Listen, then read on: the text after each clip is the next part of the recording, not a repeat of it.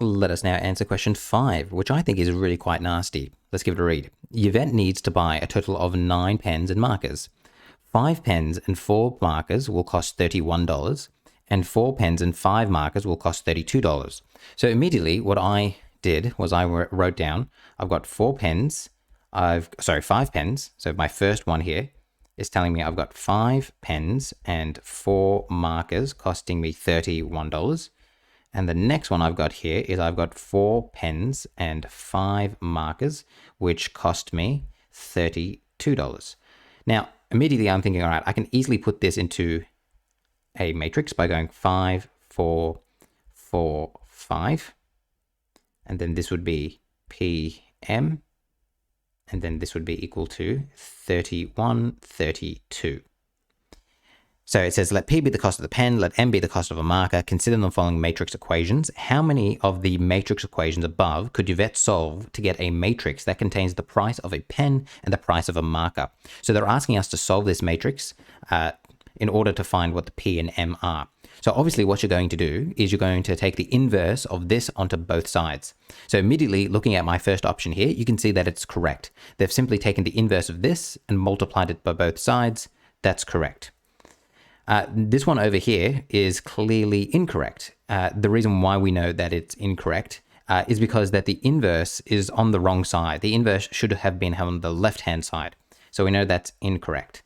But now we come to these two here. Now this is where things, in my opinion, get a little nasty.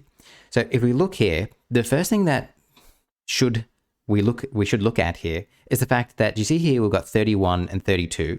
And then here we've got 32 and 31. They've been swapped around, this one and this one. They've been swapped around. So you might think, well, does that make it wrong? No, it doesn't make it wrong. What it might just mean is that they wrote this, and I'll grab an orange here. They may have just flipped these around, right? So here, they've put that first, 4p plus 5m is equal to 32. And then this one is down the bottom, 5p plus 4m is equal to 31. So that means the matrix equation that you would make here is 4, 5, 5, 4. Then we've got PM still, but now I would have 32 and 31. So it looks like, it's got 32, 31, PM. And then looking here, do you see how what they've done is they've found the determinant of this, and apparently the determinant is 9. We can double check if that's the case by going menu, matrix, determinant. And then going, all right, we've got the matrix right here of 4, 5, 5. And of course, you would do this quicker than me, hopefully. 4, 5, 4, 5, good. It's going to be -9 there.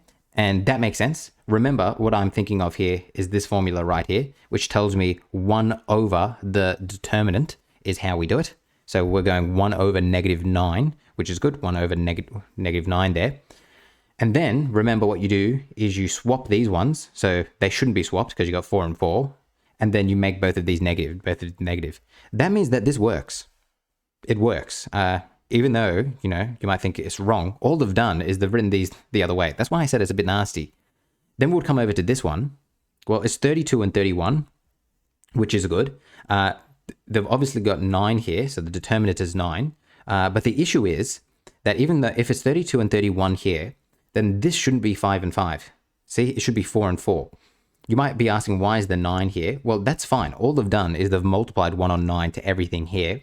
But even so, if they've done that, these should be negative and these should be positive if they've put that in there. At the end of the day, this is wrong. So that means 2 of the options work. So the answer is C there.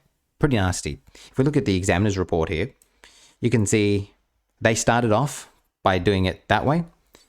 And therefore they said, the first option is suitable.